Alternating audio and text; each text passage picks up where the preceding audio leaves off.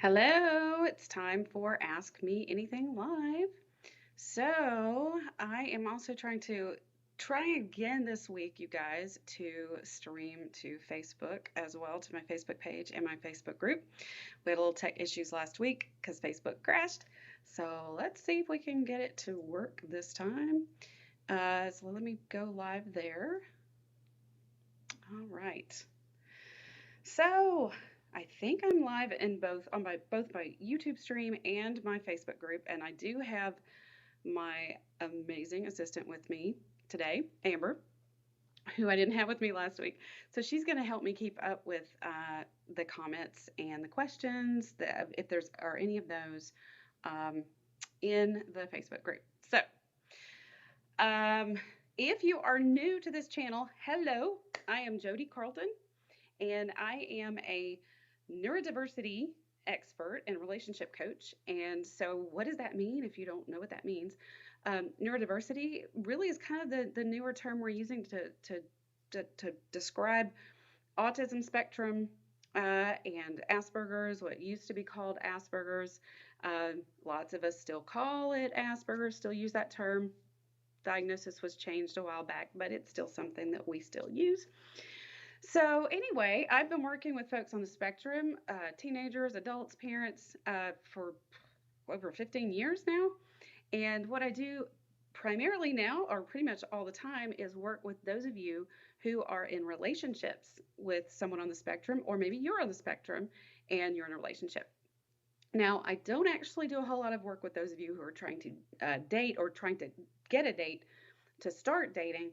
But if you're already dating and you are in a relationship, that's my main focus now. So if today is my Ask Me Anything Live, and I try to do this every Tuesday at 5. And so I want to hear your questions. I want to hear your what kind of just what's going on in your world and what can I help you with. So okay, let me double check, do some tech stuff here really quickly because I need to be able to see the comments that you guys are making here on the YouTube channel. Make sure that I answer everybody's questions, and Amber's going to help me stay on top of all that as well. So we also, just while I'm getting this set up, I'll see if I can multitask here. You can submit these questions in advance. You can drop them in the comments here today, or you can submit these questions in advance. Okay, let's set up. All right. Um, so if you want to submit it in advance, please just send us an email at support@spectrumrelationships.com. So that's support@spectrumrelationships.com, or you can send it to support@neurodiverse couples coach. Both of those work. Um, Hi, Rianne. How are you? Jalitza, good to see you guys.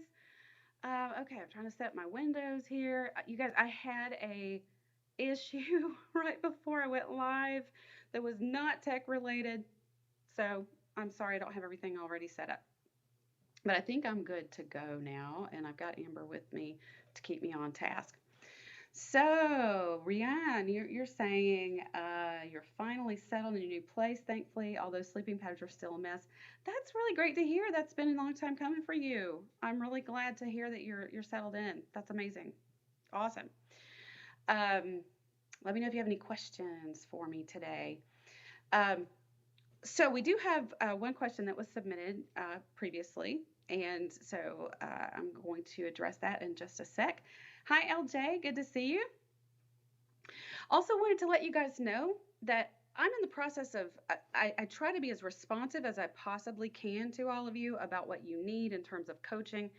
And I'm restructuring the coaching program all the time to try to be responsive to what you need.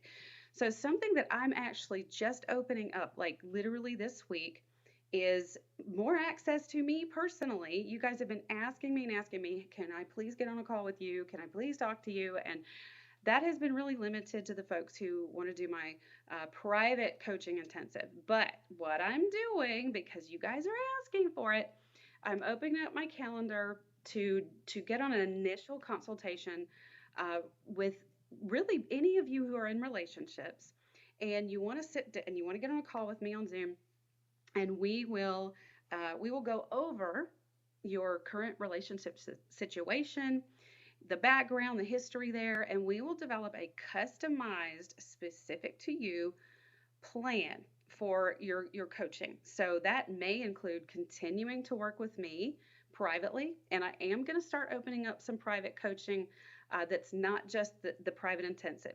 I do still have the private intensive available, which is you get a whole lot more in depth. We go a lot deeper, and we're working together a lot more. But I am going to open up my calendar more for more hourly session by session based coaching. So your customized plan may include that. It may include, let's see, some coursework that I have for you. It may include some assessment and evaluation, autism screening, relationship evaluations, which I have some online assessments that I go through with you. I may want to put you into my communication program, which has a new name, you guys. I just rebranded it to make more sense. It's called Crack the Communication Code. So it's teaching you guys how to translate each other. So those of you who are neurodiverse and those of you who are autistic, ask me whatever word you want to use, help you understand each other. So that may be part of the program, the customized plan we put together. But if you want to get on an initial consultation with me, you can go to the website and click on the private coaching link, and it will take you directly to my calendar, my booking page, where you can book straight in right there. So let's see. I'm trying to think if there's any other announcements I wanted to make. I will be doing the 6-week coaching group for the communication program. It's going to start in July. So if you're not on my email list, you guys, you need to get on it. That's the best way for you to get all of my announcements, because Facebook is throttling me. Facebook won't show you half of my posts, or won't show half of you my posts and announcements.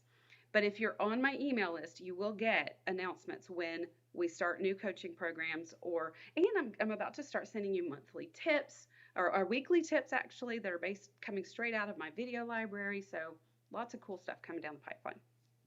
All right. Let's see. Okay. Those of you who are on YouTube, sorry, I'm looking over here at my other windows. Be sure and drop your questions for me here. And so let me go to the question that was sent in to me. Let's see. Okay. All right. So this comes from, I don't know if she wants to be anonymous, so I'm not going to mention her name. But she's saying, do people on the spectrum understand the concept of common courtesy?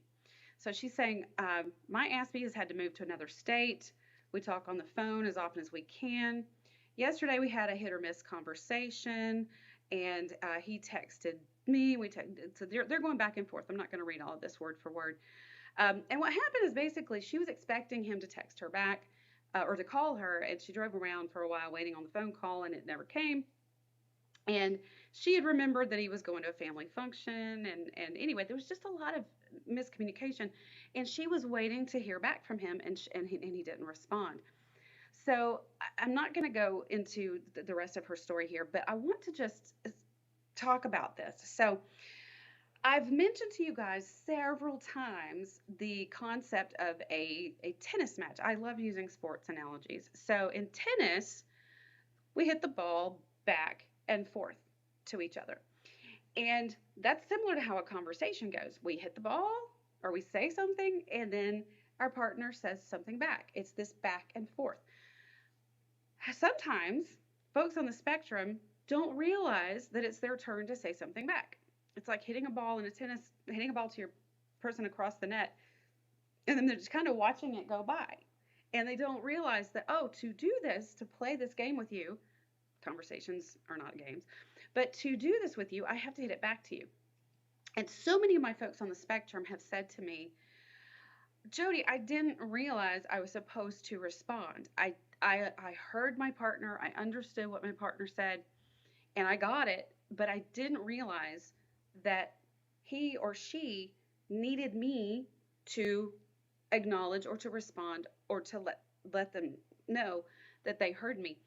And so this, you guys, this is not, neurotypical partners often interpret this as meaning that an autistic partner, a neurodiverse partner, doesn't care or can't be bothered or doesn't have common courtesy, which is what this person is referring to.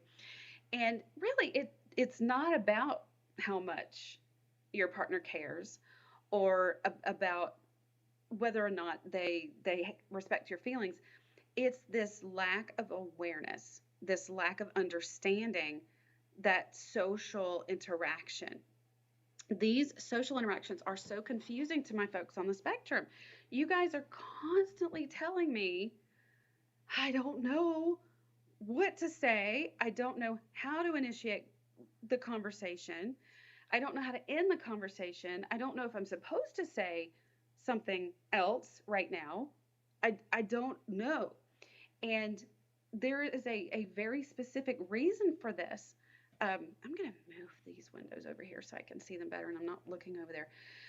Uh, one of the specific reasons for this, you guys, is that folks on the spectrum, when they're developing as babies, what our research has shown us is that babies, when they're in the developmental stage where they aren't verbal yet, most babies pay really close attention to faces.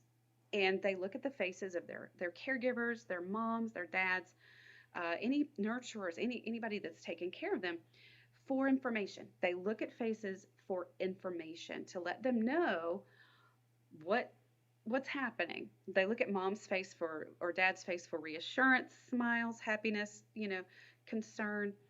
This interaction through the eyes, it's not just about eye contact, but looking at faces is where babies learn to get information. What we have seen in our research is that babies who ultimately are diagnosed with autism didn't do this. Now, we don't really know why.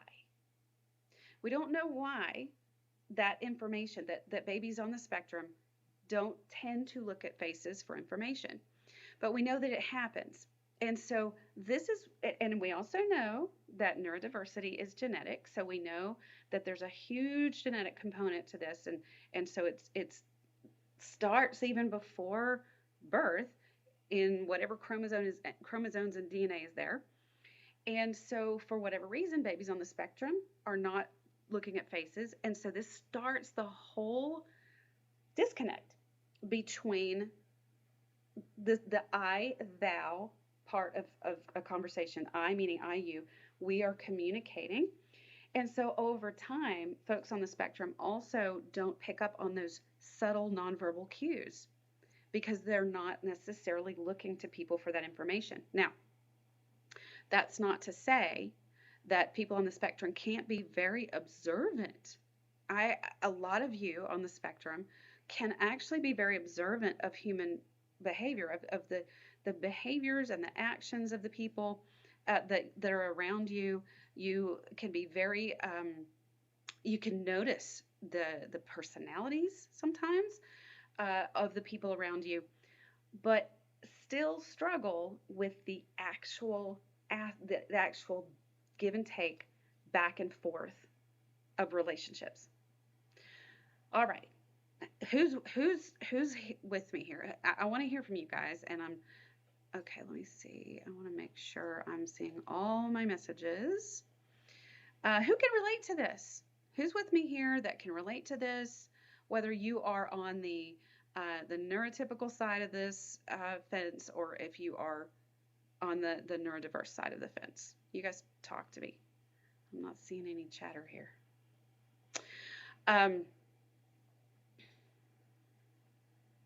Who's still here with me? Amber, I'm going to ask my assistant something really quick. She's in my ear. Do I have any comments on the Facebook page or group? Okay, all right. I can see that people are there. So if you're there, say hi. Yeah, I can see you guys are there. So say hi if you're here. All right. Okay, LJ says I'm NT and my ASPE doesn't communicate when something is going on and that leads to various issues. Okay, I actually just had this exact conversation. Well, it may not be exact, but I had this conversation with one of my private coaching clients today. And so she was telling me about how her Aspie husband was selling the motorcycle and she didn't know that he was going to sell the motorcycle. And so we talked about why that can happen and why that communication doesn't happen.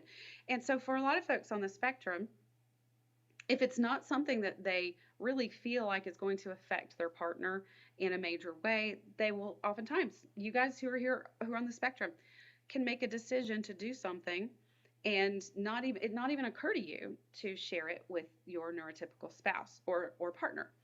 And so my client today was confused. She was like, it's it's it was scary for her in some ways. She felt vulnerable because she didn't know when he might make a decision that actually did affect her.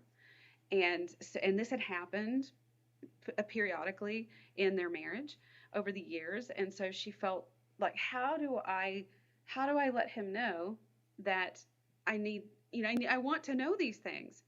And so we talked about how to communicate that to him and say, look, this is, and you guys, this goes to I want you to think about my battle buster system, which is my 2 or 10 system. So she and I talked about, okay, we have to ask ourselves, how important something is to us and how much it impacts our lives.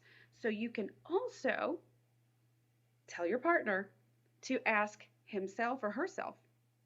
Ask yourself, how important might this be to her? He may or may not know. And but how much is this going to impact my partner's life? That can be a really measurable way for someone on the spectrum to stop and go, hold on, is this decision that I'm about to make, do I think this is probably important to my spouse? I may not know. I'm imagining I'm on the spectrum. I may not know how important this is to my spouse, but is this going to impact my spouse's or partner relation, girlfriend, boyfriend? Is this going to impact their life? Yes.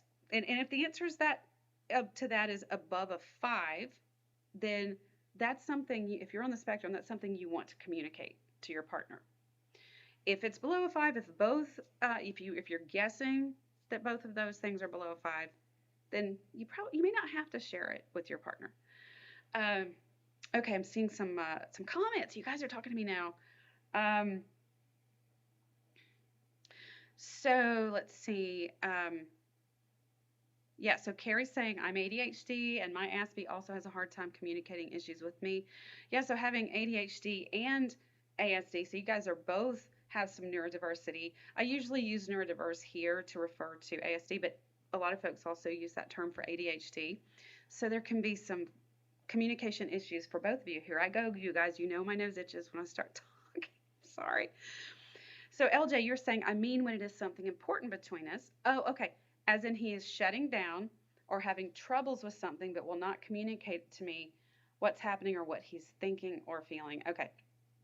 This can have to do with alexithymia, which is basically not knowing how to articulate, how to put into words what feelings are being experienced.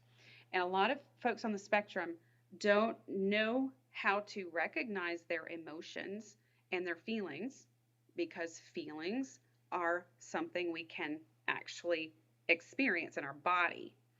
And a lot of folks on the spectrum don't feel their emotions in their body, in their stomach, in their gut, in their throat, like neurotypical folks as much. So it's hard it's harder for them to identify or to experience.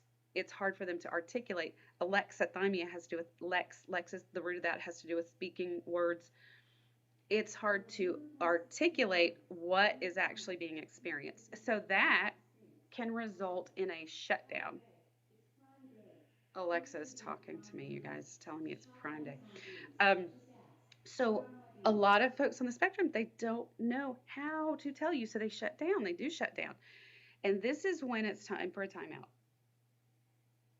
I understand that you don't want to take a timeout. You don't want to pause the conversation sometimes. I've been there. I understand.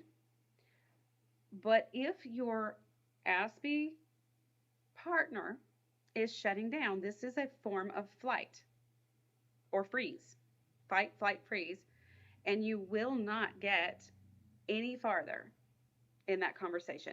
None of us will once we've gone into fight, flight, or freeze. If it's me, I'm neurotypical. If it's you, my Aspie partner. Once that's happened, it's time for a break, and you might follow up in a text or an email and say, "Hey, let's revisit this when you've had time to think about it." Um, but once that shutdown happens, it's just not going to. You're not going to get anywhere. Rianne is saying, let's see. Okay, so Rianne is saying, I'm neurodiverse, and I guess I'm a rare one to be open with communication, although I guess I'm far too open, but I don't get that respect back. Yeah, so you're a good communicator, Rianne. We've talked about this a good bit. You really are very open, and sometimes people aren't respectful of whether we're neurodiverse or neurotypical. And you and I've talked a lot about this. It's important to have boundaries in our world when people aren't at least trying to communicate with us, trying to figure it out, when they just shut us down repeatedly or don't give us the respect that we all deserve someone to be willing and motivated. And if people in our lives are not actually willing and motivated to try and figure this out, then it's important to minimize. I mean, if it's family members, we can minimize our interactions and contact with them. I do see you guys on Facebook. Let's see. So I'm going to come back over here to Facebook, and then I'll look at you. I see Good Girl Gone Rich has joined us, and you've got a question. I'll get to you in just a sec. So Kaylee on Facebook is saying, my undiagnosed, possibly ASD spouse often says he doesn't know what to say.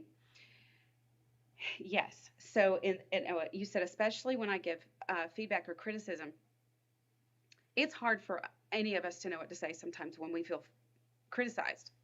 And most of us go on the defensive, and it can create when we feel criticized, we usually are going to respond with something that is not what we really mean, because that puts us in fight or flight.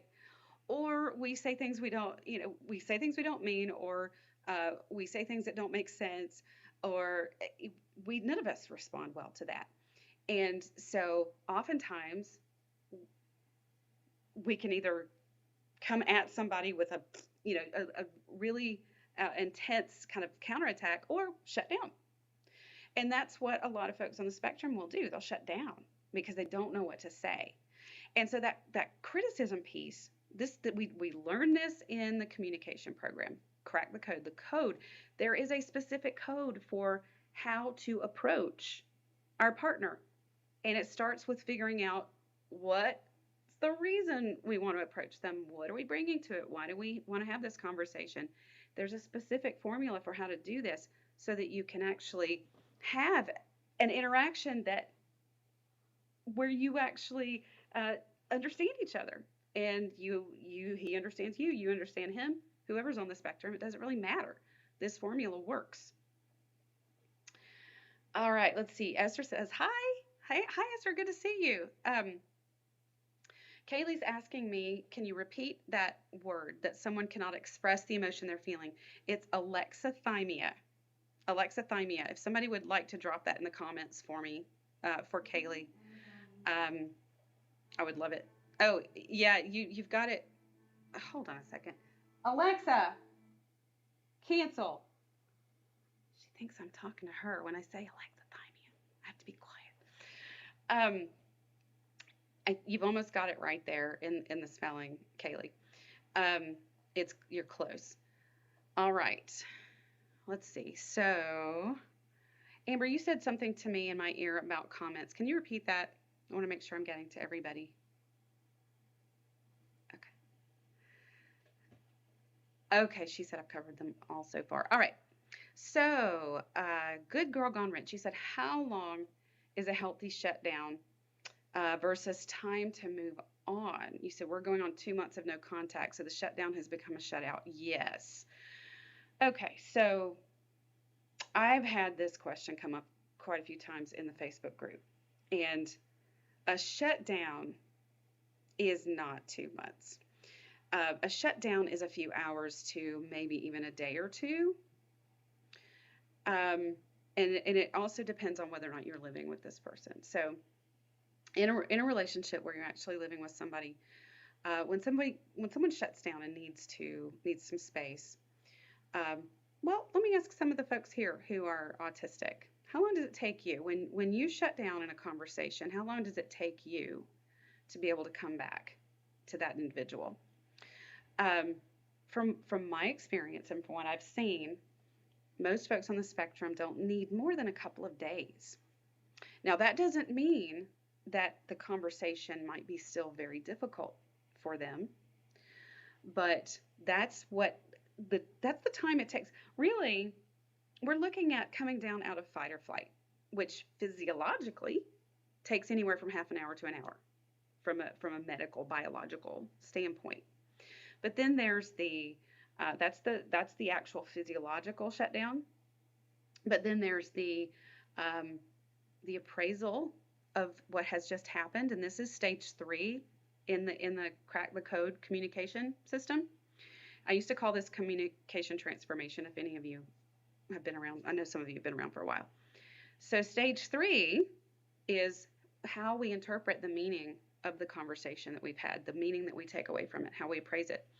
And if that meaning has been for us or our partner hurtful, painful, felt criticized, then it may take someone, they may come back and be willing to interact with you, but don't want to talk about that. Whatever caused that, whatever that conversation was that caused the shutdown, they may not want to talk about that.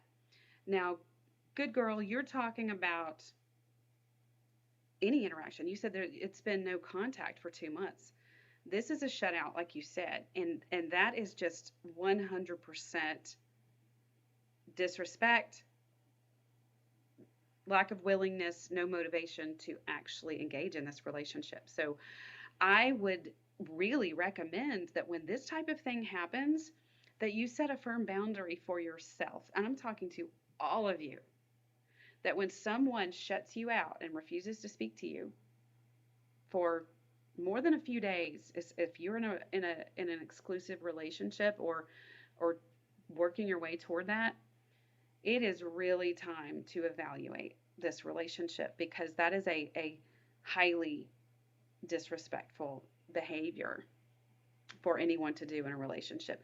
So the Battle Buster system, number one question, how important is this to me? Well, be able to interact with our significant others, pretty important. That ranks above a 5 to be able to have a conversation. How much does this impact me? Well, if this is my significant other, this impacts me a lot. So it's probably time to move on there. Okay, so Carrie, hi, you're new to all this. I'm so glad you're here then. Where do I learn more? You said, where do I learn more? Your videos, any books? Okay, a book is in the works, you guys. I'm so working on getting the book out for the communication, cracking the code. But for now, Carrie, I do have a lot of resources for you. So you can go to my website, which is neurodiverseCouplesCoach.com or spectrumrelationships.com.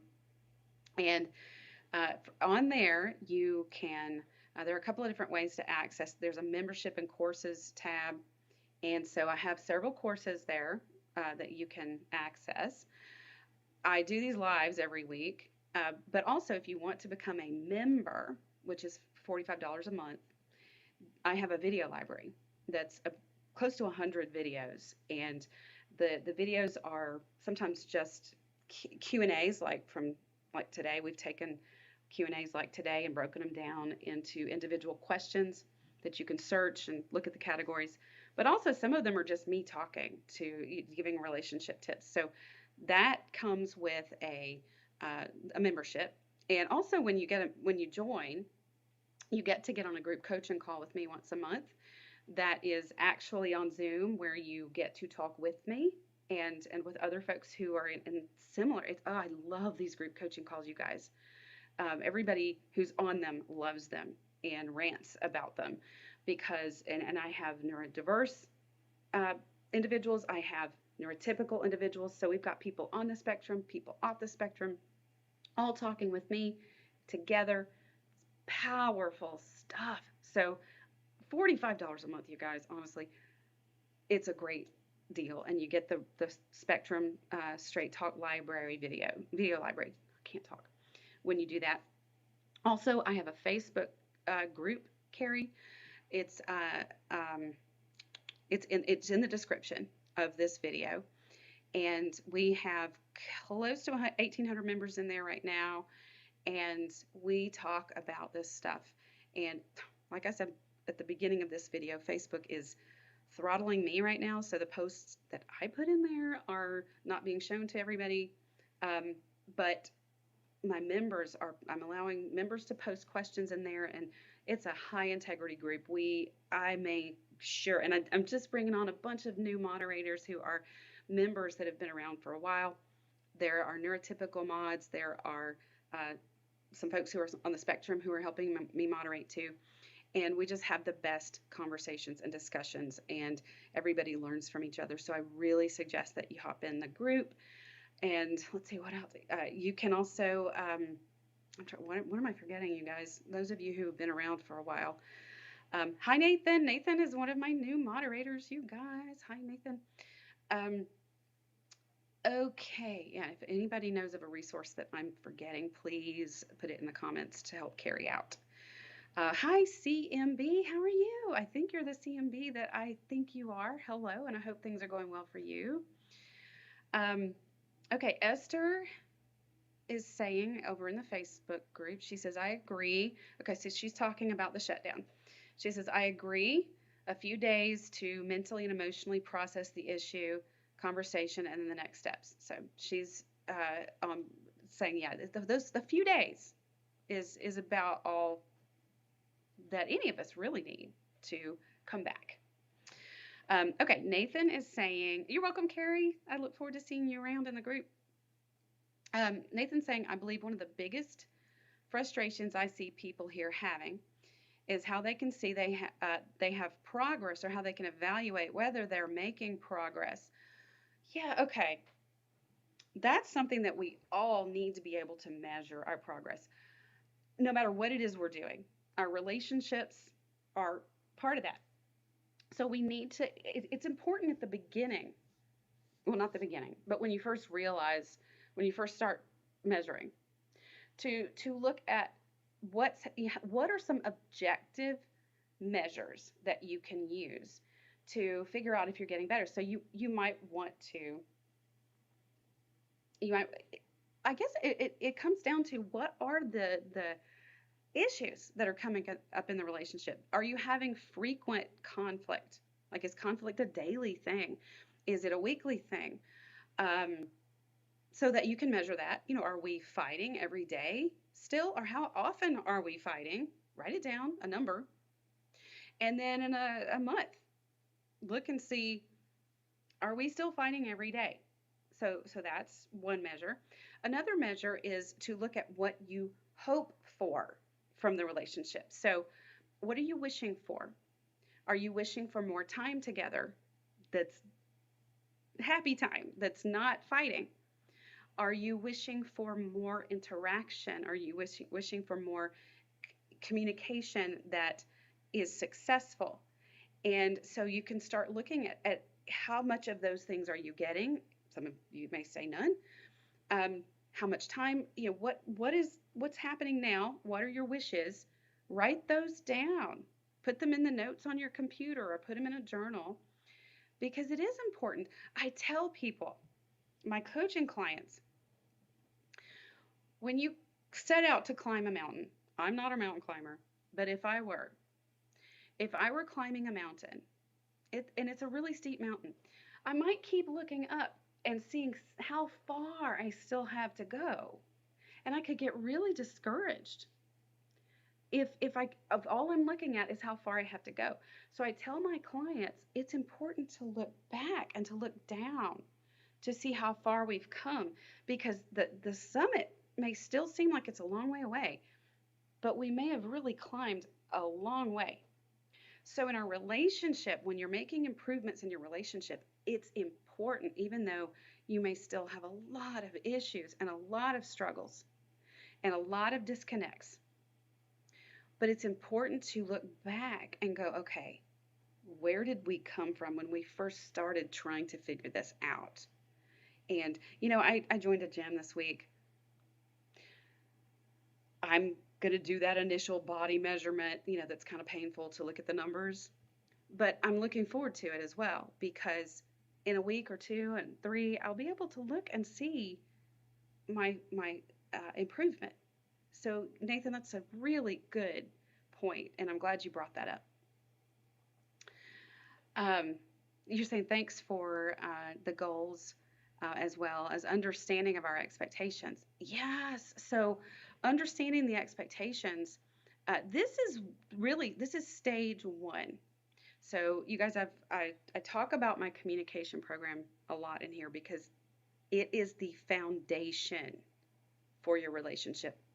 Being able to interact in a way that you each understand the interaction is so important. And this is what's been missing for most of you in your relationships, because you've been misunderstanding each other and then forming creative narratives. You've been creating narratives about your partner, about your relationship, based on what you understood to be happening, which really wasn't what was happening.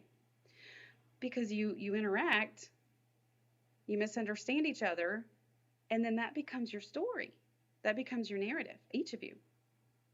So the communication, the crack the code, I love my new word. I know, I love my new title for it. So cracking the communication code, we break it down. I've been doing this for over a year with you guys. I developed this program over a year ago, so the name's the only thing that's new. But I help you guys figure out those expectations, Nathan. What is it when we interact with our spouse about something, anything? What are we expecting for that conversation? What are we wishing for, and why? Where's that coming from? What are we bringing to it? And then how do we actually communicate? How do we actually talk to each other? I think it was Kaylee in the Facebook group was mentioning criticism or feedback. How do we actually deliver that? And are we really delivering it in a way that's easy to receive? We do have responsibility and accountability for how we talk to our partners, both of us, both partners. And then we have to confirm. This third step is something that doesn't happen. We have to confirm with each other that we're actually hearing each other correctly, or that we're understanding the same thing before the conversation goes on, because misunderstandings happen. And then stage 4 of this communication, cracking the code, is how we remember it. Because however you interpret it, that's how you're going to remember it. Today, with another one of my coaching clients, she was sharing with me about a time. She's been married for over 20 years. A lot of my clients, you guys, have been married. You're in retirement. Some of you are in retirement when you come to me. They've been married for about 20 years, and she was sharing with me how she's starting to have memories pop up from a time in their life a long time ago, when it was like 18, 19 years ago. And a time where they went through a very stressful situation in their marriage, and it was very traumatic for her. And so these memories are starting to pop up. So we talked about how her narrative, the memories that are stored about what happened, were based on her meaning and her understanding of her spouse and of the situation when it happened. And this was well before she understood that he was on the spectrum, or that he knows. He embraces now. He figured this out about 2 or 3 years ago, And he fully embraces being on the spectrum now, and it's been a learning experience for both of them and even their whole family.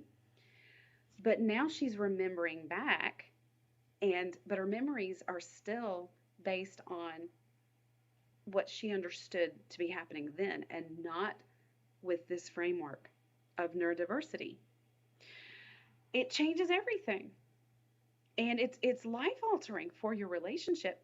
I had another private coaching client several months ago. I think this was last fall, um, or last summer. Anyway, uh, she told me, she said, Jodi, I'm having to realize that I have to toss out the entire database of memories that I have, or at least recognize that I can't trust them. I can't trust my memories. And so, what we do is you don't have to just wipe the slate clean, but for the memories that are particularly problematic, we look at them and we look at them through this new lens of understanding the neurodiverse relationship that you are in.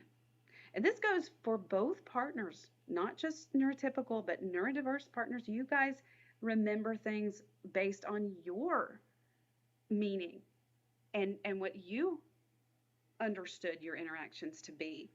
And both of you, if there are problematic memories, it's important to stop and review those memories. This is part of what we do in private coaching, you guys. It's so cool to be on my side of this because I get to see people's lives changing right in front of me and going from like the brink of divorce and ending relationships to actually doing well and thriving. And it's just the coolest thing to be on my side of it. Okay, let me look here. Time's going by. Nathan says, you've got this, Jodi. Oh, you're talking about my gym membership, aren't you? Thank you for the support. So Nathan's saying you've made a lot of progress in 5 years of marriage and 3 years of dating. Yeah. And you guys understand this framework. And I don't know how soon it was for you that you realized neurodiversity was present, but the earlier you're aware of it, the easier, because there's not all of these piles and piles and piles of disconnect that has added up over the years. Which brings me to a question that somebody asked me recently about diagnosis. And so since nobody else has a question right now, be sure and drop your questions in here for me. A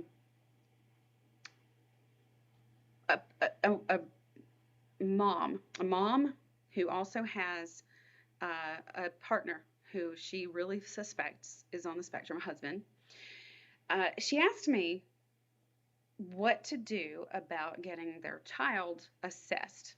And so their child was a toddler or preschooler, I think. And I absolutely 100%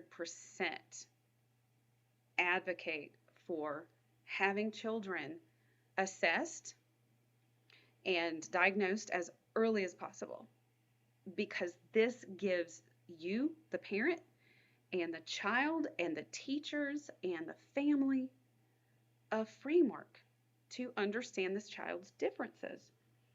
So many parents are afraid of this negative stigma or this negative label to put on their child, but it's only negative if you think of it that way. It's really about a difference. It's about understanding who you are, and for your child to understand who they are so that they're not confused. Most people on the spectrum, and I've met well over 1,000 now, have said to me they always knew something was different about them. It's not like they don't see it. When they start to get old enough to get a little more social, and it's not about just parallel play anymore, people on the spectrum realize they're different. And it's so, I can't tell you how many folks have come to me back when I was still doing traditional counseling. And then now when people come to me for the autism evaluations or autism screenings, and when I tell them, yeah, you are on the spectrum, they're like, oh, okay, finally, this makes sense. And so it's this framework that's been missing. Get your kids evaluated. Tell them they're on the spectrum. Tell them. And parents say to me, I don't want them to think something's wrong with them. There's not anything wrong with them. They're just different. Their brain works differently, and start helping them know what that means so that you can help them learn how. You can help teach them how to interpret neurotypical interactions. You can start teaching them. It's so important, you guys. All right. Anybody else have any questions for me? You guys are unusually quiet today. Amber, am I missing anything from the group? Okay. All right. So let's see. Well, let's see how many people are here with me. I can't tell. I can't tell from this viewer. Well, I'm going to, I guess I will either just keep chattering or wait for you to have comments. If anybody wants to talk to me or have any questions for me. Does anybody have any questions about the communication program or the private coaching? Hey, Melissa, how are you? It's good to see you here. Let's see. So if you're just joining me, while I'm waiting on anybody who has questions. Oh, Kaylee just said, are blow-ups common for those with ASD? Yes. So a blow-up is basically what we also call a meltdown, and it can look very behavioral, and it can look like a tantrum. It can look like an angry outburst, because what it is it's an overwhelm. We all have blow-ups, you guys. Now let's just admit it. Let's be honest. We all tend to lose it sometimes. I know I have. But for those on the spectrum, and backing up. When we lose it and we just on our people, it's when we're overwhelmed. We're overwhelmed, we feel cornered by something, we feel attacked, we feel overloaded.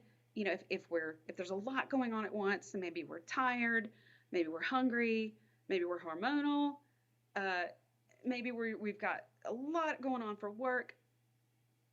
It's all of that causes us to have a blow up.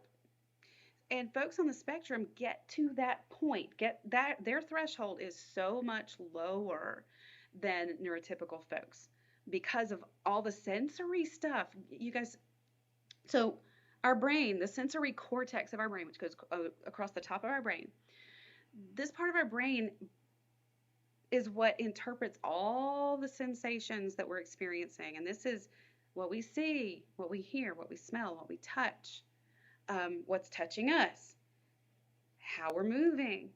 Are we, our internal organs, are we hungry? Are we tired? All of this is being communicated to our bodies all at once. And everybody who is neurodiverse, including those of you who are ADHD, by the way, has a scrambled sensory system. And so some of those sensations are heightened, and some of them are lessons that it takes more to experience it. So the brain is constantly trying to regulate all of that. The brain for folks on the spectrum is constantly trying to engage, deal with conversations, with executive functioning, which is how that word means, it's based on the word execute. So how we execute tasks, meaning step 1, step 2, step 3, step 4. And for folks on the spectrum, sometimes what those of us who are neurotypical, we roll into 1 step, maybe actually 3 steps for their brains. It has nothing to do with intelligence at all. I work with brilliant minds, you guys, in my coaching. Brilliant people who are absolutely so intelligent, it blows my mind. So it has nothing to do with that, but it's this overwhelm. So yes, blow-ups are very common with folks on the spectrum.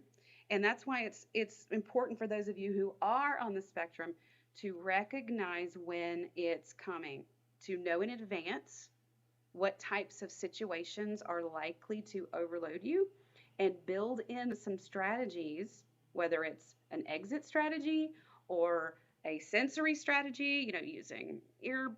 I had a client who wore sunglasses indoors where there were fluorescent lights that bothered her eyes.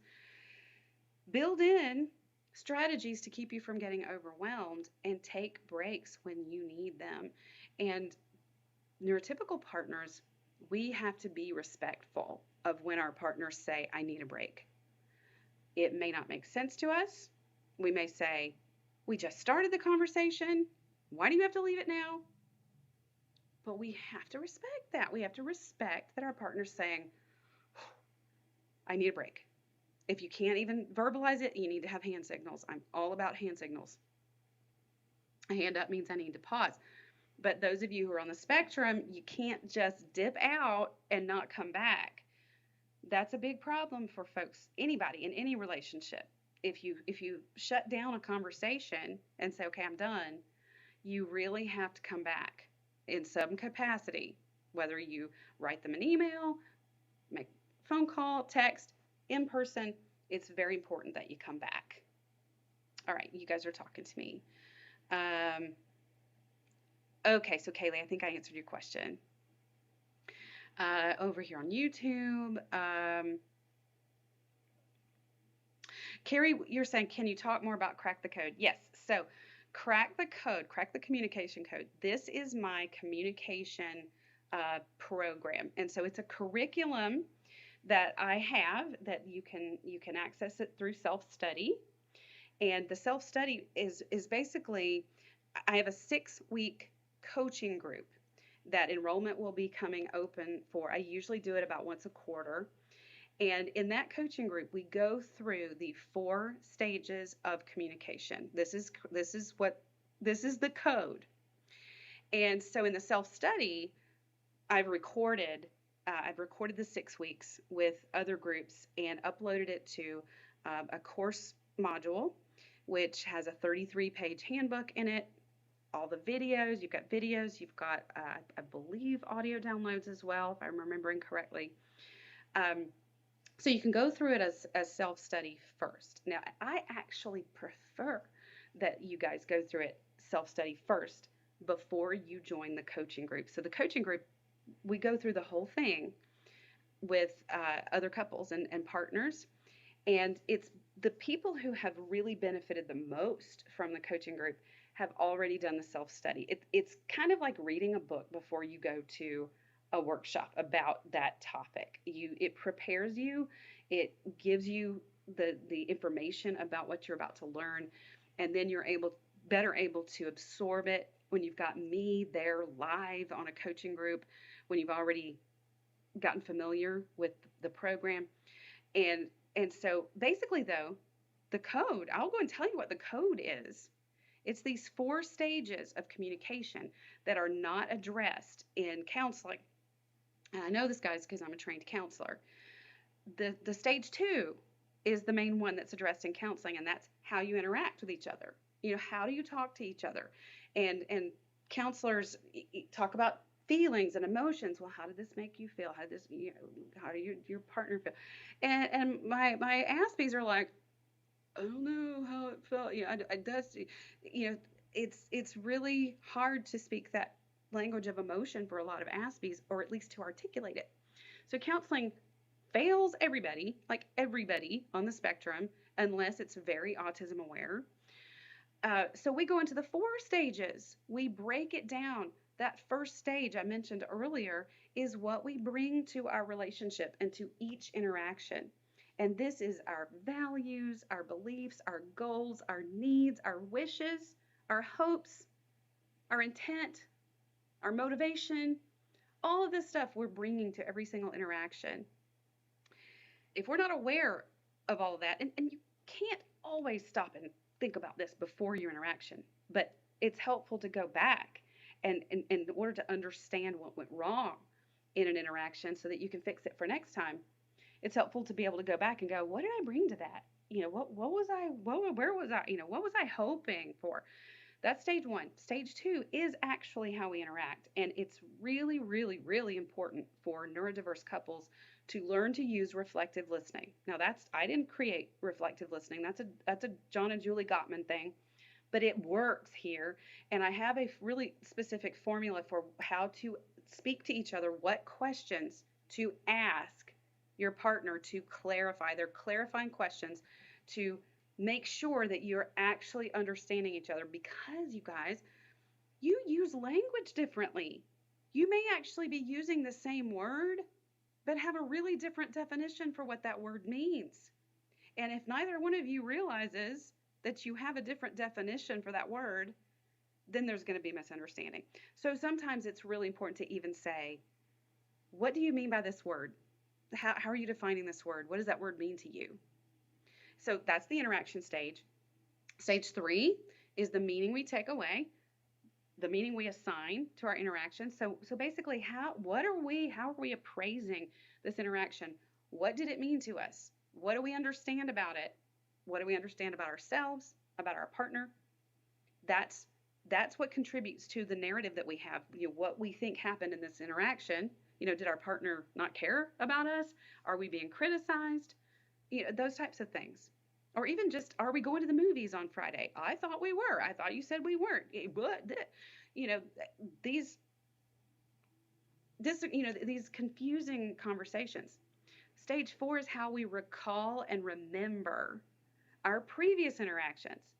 And that's directly influenced by the meaning that we had. And if there was an error there, we're storing those files. They're corrupted. They're not accurate. And then they contribute to the overall, our overall understanding of our relationship. And it's this loop, you guys, because then that contributes to what we bring to the next interaction. Whatever we understood about the last one contributes to the next one. So, Carrie, this is basically, that's it in a nutshell. And I also have I can't remember how much it costs, but there's a little introductory webinar that you can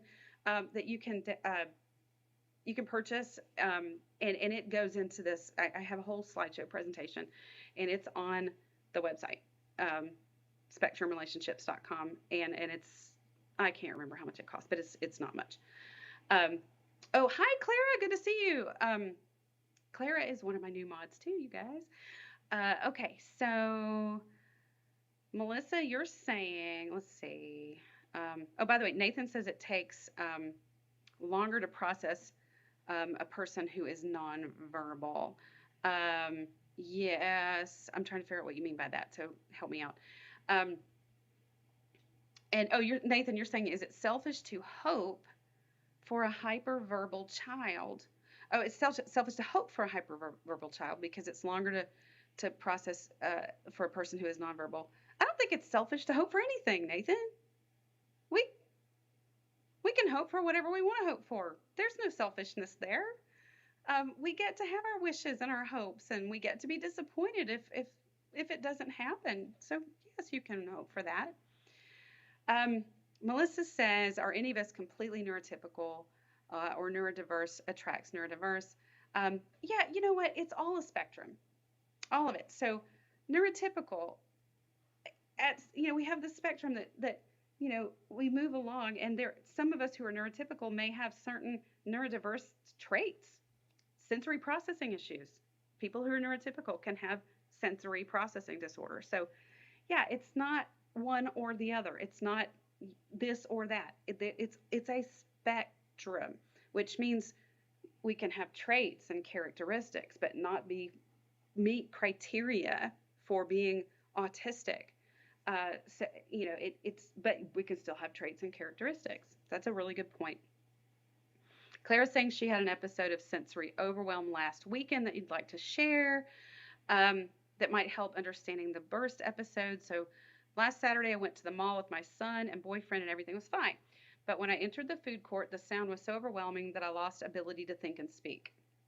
My boyfriend saw what was happening because I started to answer I don't know to all questions. Do you want sushi? Are you hungry? Do you want pizza? It's so important that your boyfriend understood this about you, that he knew you well enough to know that when you start saying I don't know to everything, that you're overwhelmed. These are the kinds of things that as a couple you can discuss in moments when you're not overwhelmed. And so and then your partners, you guys can help each other out. And so he said, I just lost, Claire's saying, I just lost ability to think completely. I was hungry, but I wanted to find a place with fries so my son could eat. But the sound just completely overwhelmed me, completely unaware, unable to think. That's the kind of situation. Usually people pick a fight with us, usually leading a meltdown. We enter fight mode because hormones are released like we're in danger. Yeah, that's the fight or flight. And that is a very real thing. It's cortisol, adrenaline, hormones that basically allow you to run the heck away from danger or to fight it. And so you are in like, mode when we go into fight or flight. That's exactly right. My boyfriend caught that the brain fog was happening. He stopped asking questions, took me to a quiet place on the floor for a while. Beautiful. I love this story that you've shared, Claire, because this is how neurodiverse relationships can work when you understand what's going on. So, a neurotypical partner who didn't understand what was going on might have gotten really frustrated and like, why are you being so flippant with me?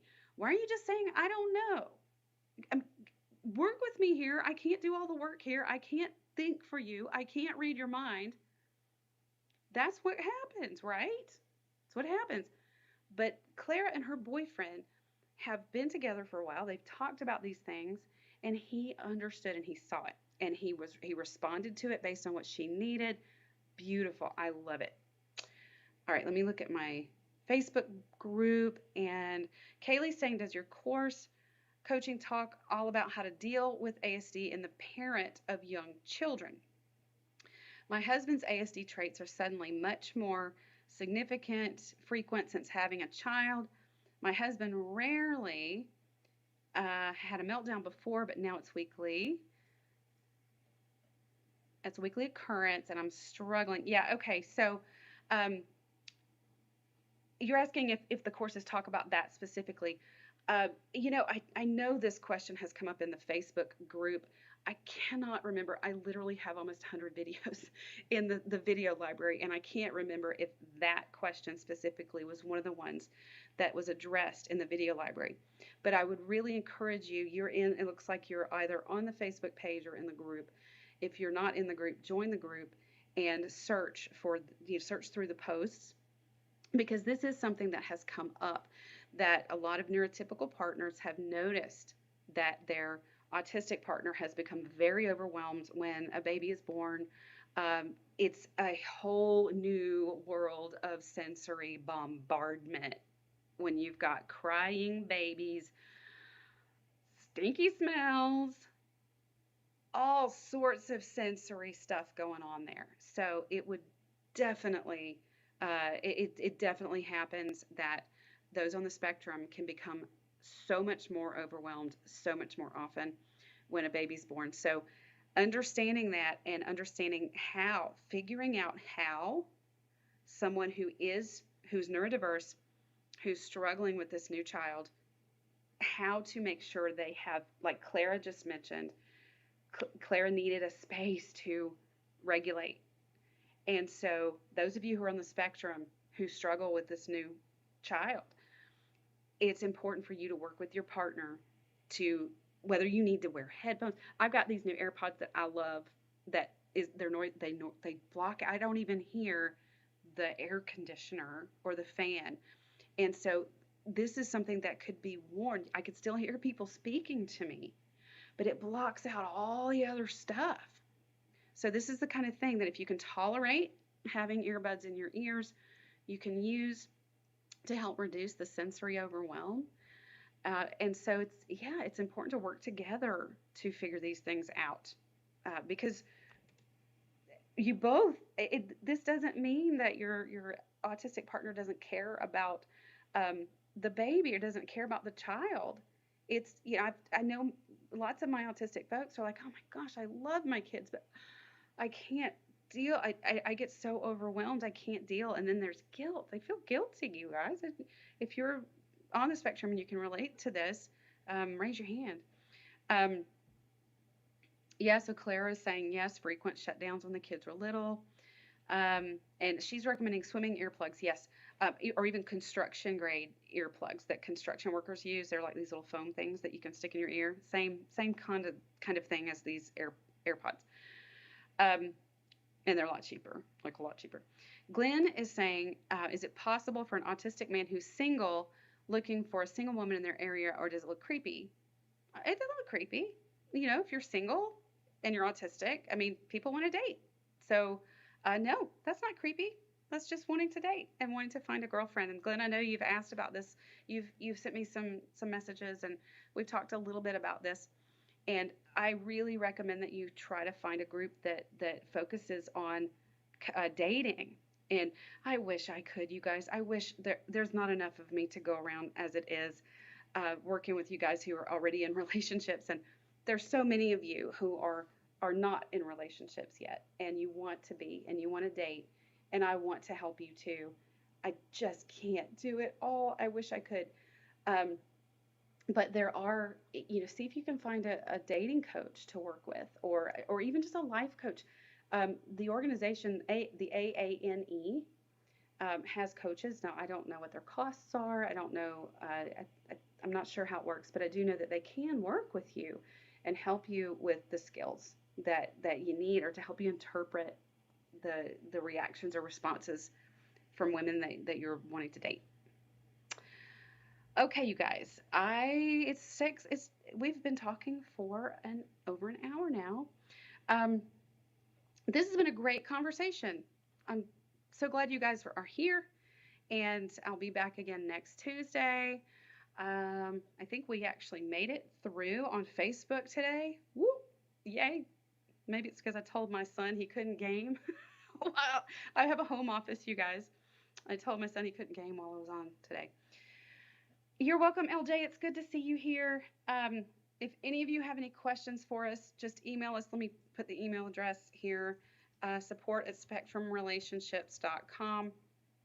My assistant is amazing, and she helps me get to all those questions.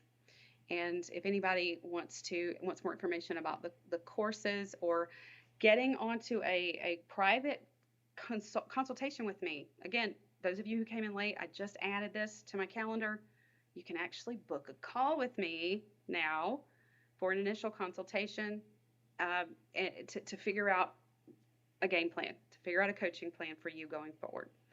And we will customize it to your specific needs. So if you're interested in that, or if you want more information about that, just send us an email. Otherwise, I will see you guys next week, and I'll see you around in the Facebook group as well. Get on my email list to get announcements. Just send me an email. Send us an email, and we'll put you on the list. All right, thanks for being here, you guys, and I'll see you soon. Bye.